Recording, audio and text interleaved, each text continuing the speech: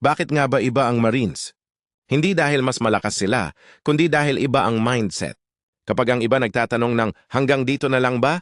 Ang Marine ang magtatanong ng ano pa ang kaya kong ibigay. Sa Marines, hindi hinihintay ang motivation, disiplina ang nauuna. Ang sakit ay hindi dahilan para huminto, kundi paalala na mas lalo pang tumibay.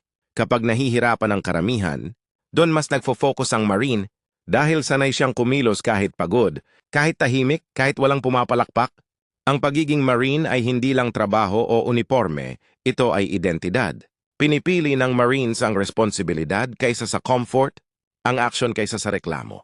Kapag magulo ang sitwasyon, kalmado ang isip. Kapag mabigat ang pressure, mas tumitibay ang loob. Dahil ang Marine mindset ay hinubog sa hirap, sa paulit-ulit na pagsubok, at sa pananagutang walang dahilan, walang lusot. Ito ang kaibahan ng Marines. Hindi sila nagtatanong kung kaya, ang tanong lang ay kailan at saan.